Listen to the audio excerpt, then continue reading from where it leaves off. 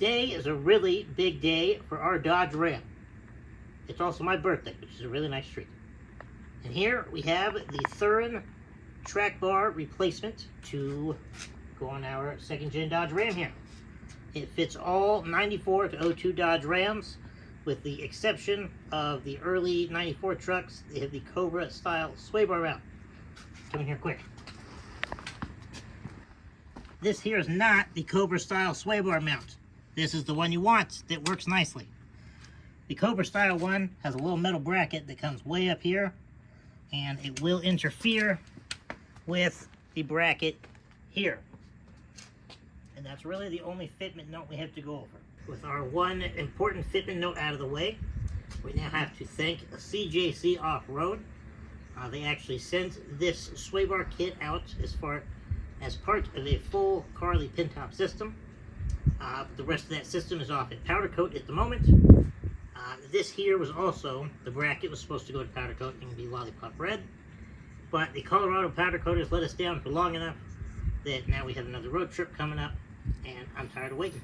I want the benefits of our bracket here. So we rattle candy black again, made the logo red, and now it is time for install. The Colorado powder coaters letting us down on our bracket here really isn't all that bad. It actually works in our favor as far as sharing it with you guys, because while we are doing the full pin top kit, you do not have to do the full pin top kit to run the sway bar. This here is a standalone product, and every second gen needs a sway bar. Since this is literally the best one, it's a great opportunity to do just sway bar, show the benefits from just the sway bar, because really the only complaint I have with the way the truck drives at the moment is the sway bar.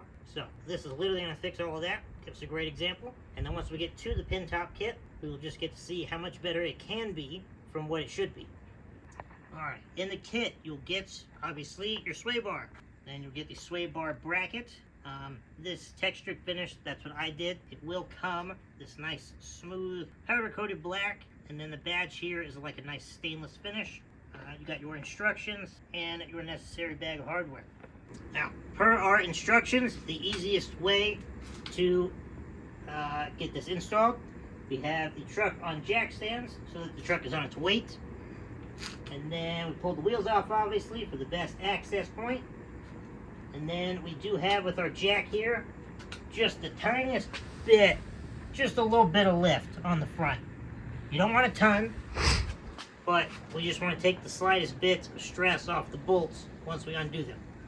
But if you droop it all the way out, then once you disconnect the sway bar, it's going to end up like out of whack, and then you got to pull it back over, and it's a whole pain in the butt.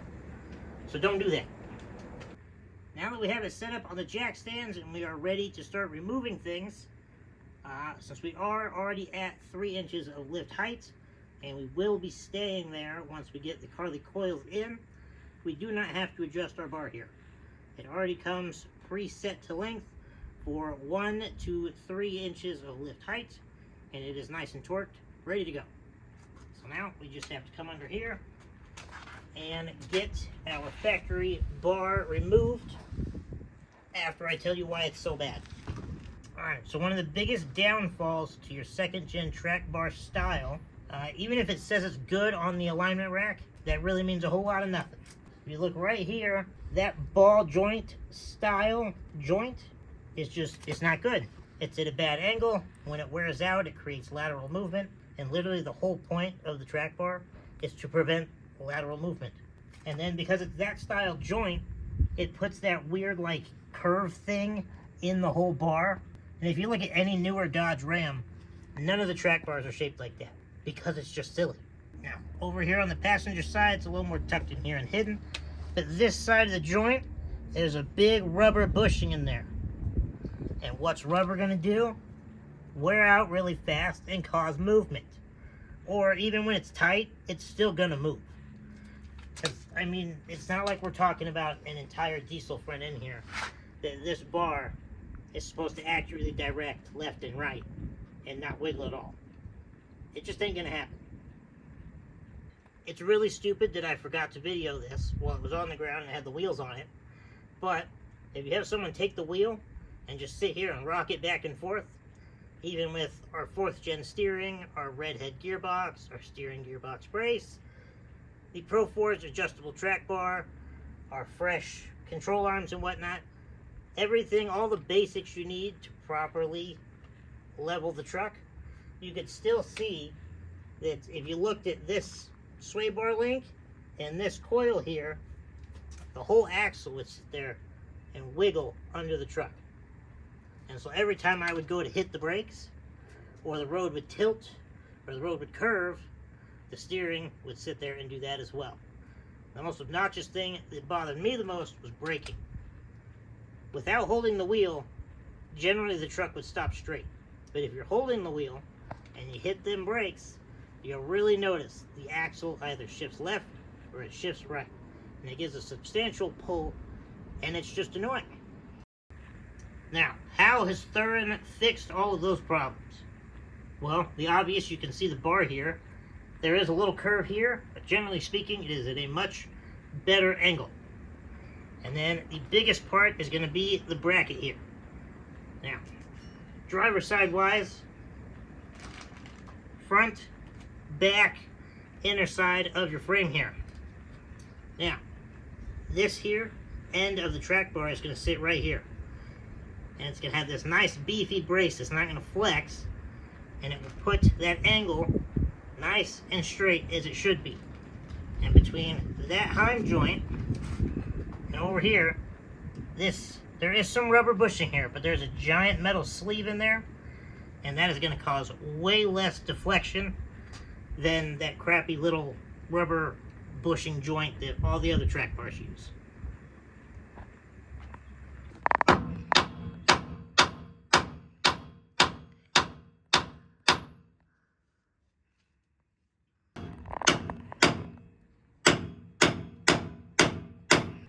We had to run to AutoZone and rent some tools, but as you'll see over here, the old Pro Forge track bar is out. Down here you can see that tiny little sleeve in there with that giant rubber bushing, making room for all that deflection.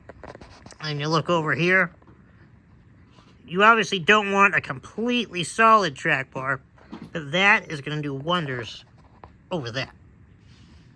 And same with down here at the driver's side. Get rid of this junk right here. Upgrade to that. Going to do wonders.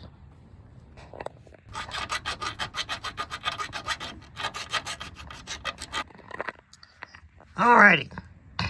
We did some filing to make sure the bolt went through our frame side mount there nice and freely.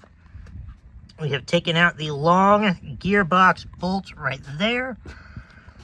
And the underside, if I can get in here, the underside of this frame bracket right here, we have made that nice and flat. Well, we didn't have to make it flat. We checked that it was flat, like the instructions suggest. Now we're going to take our 4 washers here. Since we have a 1999 truck, we will only be using 2. They're all different thicknesses, and they go on the back side of here to shim the clearance for the frame mount that we filed right there. You can kind of see that circular indentation on top. That washer, well, if it'll focus, come on, that one was sitting right there. And these ones here will replace it. And then per the instructions, early 94 trucks will use all 4 washers. Go ahead. Alright, so we got all 3 bolts in. There is that lower bolt there, which I'll have him show you up from the top as well. But we are going to start, when we snug them up, I'll trip over you. You start with the big main bolt right there. You get that nice and snugged up. And then, on the front of the bracket there, the gearbox bolt, you'll get that one snugged up. Then you'll go under and snug up the one that he's doing there. And then we'll go over the torque sequence.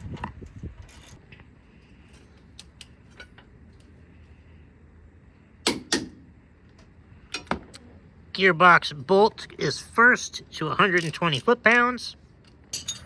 And then the next one is the big main angled bolt, which they call for 200 foot-pounds. There we go. Underneath the white bracket. And then lastly is the third bolt on the bottom side, which goes to 100 foot-pounds.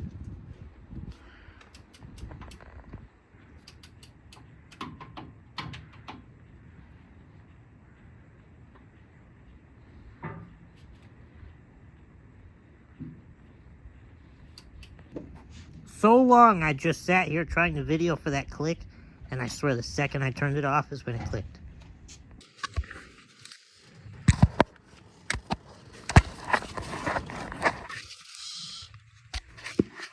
Alright, you look at the top here, a little silver tab. That's the tab that you fish through this hole in the frame. It's right below steering linkage here. That's going to be for your 19mm half-inch bolt. Now that our main bracket is mounted, we just have to get this hole drilled out with this 5/8 bit to accept our new hardware there. Except that drill won't do it, and the bit doesn't fit in that drill.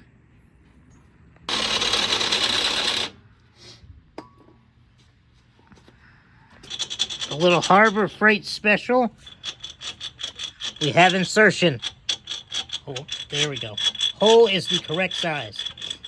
Alright, put that tie rod back in. Let's slap it in and be done here. Alright, many hours later, we are using other second gen with our little ratchet strap here. The pocket side of the track bar, that's going to be really bright. Let me move here. There we go. The pocket side of the track bar down there, it was just really difficult. It took a while to get that squeezed in there where it should go. And now we're getting this other hole lined up. So our ratchet strap there, and we will finally be done. Alrighty, the last tap. All bolts are in place. Now we just need that little flange nut, and we are home free. Okay, go ahead. Nothing yet. Nothing? Nothing yet. Oh, I think it's creeping to the right. Alright, we are just adjusting our steering wheel. If I can get that far enough away, you can see it needs to go to the right just a hair. And there we go. Wheel is nice and straight. And with it off, look at this. It barely moves at all. Before the track bar, there was at least twice that amount of jiggle room just sitting there with it off.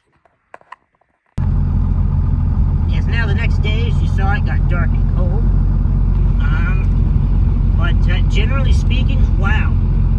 If you look at the road we're on, it is currently just tilted to the right. And I can take one little dwarf finger and just... Like, it's so easy to drive this thing now, it's incredible. We'll go over some different scenarios, but to start, there's like zero wander anymore. Like before, I would have the wheel kind of cockeyed to the left to keep us going straight right now, even though the whole front end checks out on an alignment rack.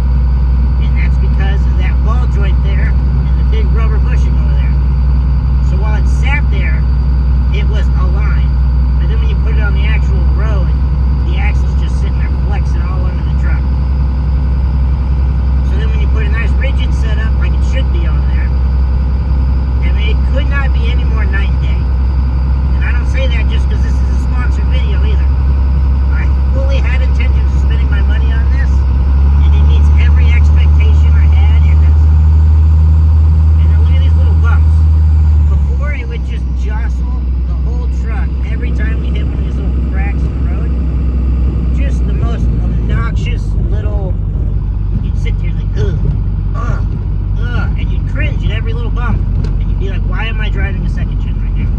And we just went over every little thing there, and it was nothing. Because even though we are hitting the bump, our axle is just going up and down like it should, and not sitting there bouncing up and down left and right. Just killing our overall ride quality. We have a speed bump.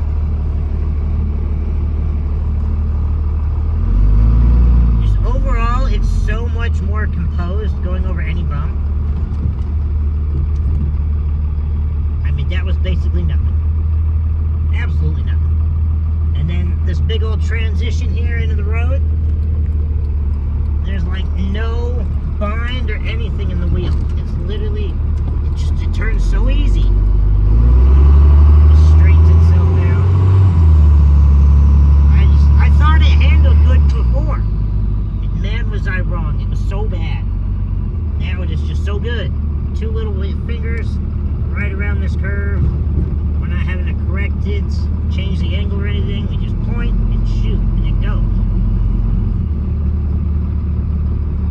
Stopping again. Oh, see, he leaned forward. I didn't even mean to hit him that hard. And it didn't do nothing but go straight, just like it should. Oh, we got some bumps. Here we go. Dip and dip. We're gonna no-hand him again. That's kind of big. We'll slow down. Okay, fair enough. We went a little bit left there, but that was kind of a big one. If I had held the wheel, it would have been nothing. Our usual trashy roads that would normally be pulling us left and right. No pull here.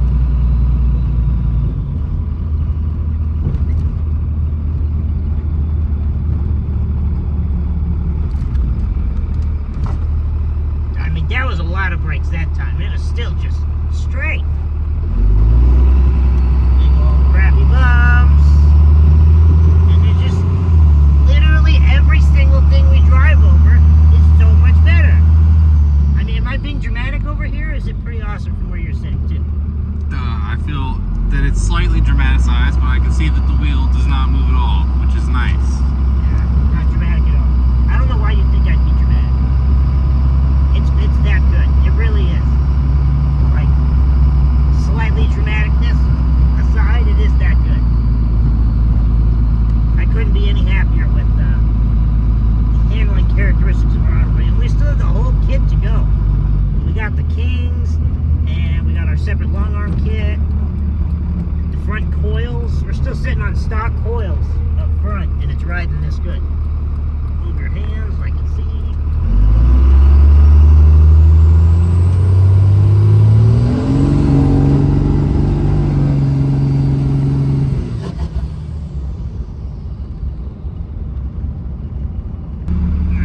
Turn into our alleyway, which normally I'd have to sit here and chase this wheel really fast, but now, since there's no slack, you can just point it right in.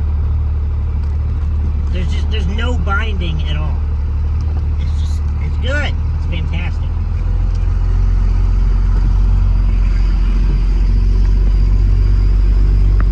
And then normally I would also have to sit here and correct the wheel as I drive down the alleyway the whole time. But now, you can just grab the wheel, look over here, and just grab the wheel, hold it straight, and it goes down the alleyway. But before, I literally have to sit here and do this, and then we have to go over here a little bit, and then go over here a little bit, to not run into, people's trash cans and fences. And you gotta do that now and all. And then getting in the driveway, show them the little lip. There's like a 4-inch lip we gotta drive over, and you could feel it shift the axle under the truck every time. And it would make a pop noise. Zero pop. You're not gonna tell on video at all, but just holding the wheel and pulling it in, it's so much more stable.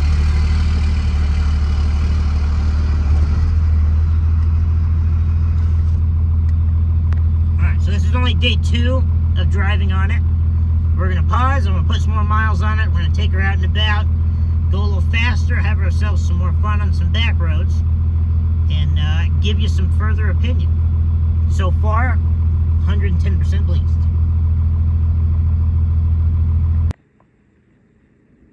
Maybe be a little closer actually, since I can barely talk.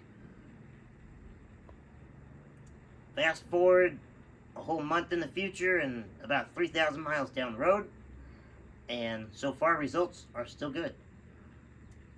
We have been all the way from Longmont, Colorado, 45 minutes north of Denver, clear over to Jamestown, Tennessee, ripped up the burnout pad, and made it all the way back. We left on our big old 1450 tires, And then about halfway there, we put it on 2-inch spacers. So there was like yay much tires sticking all the way out. And it still drove fantastic. Even on all the Tennessee back roads, we were just sports carring it around like you shouldn't. A big diesel truck. It was like, all right, let's go. Shout out again to CJC Off-Road for getting us hooked up with the Thurin track bar. Make sure to go drop a follow and a like on their page. And then don't forget to like and subscribe here on our page. Because again, we have the full long arm kit and the Carly pin top system. Again, from CJC Off-Road, currently at Powder Coat. And once that gets on here, we're going to start doing things like preparing it to jump. So, again, hit the subscribe button and stay tuned. We'll see you next time.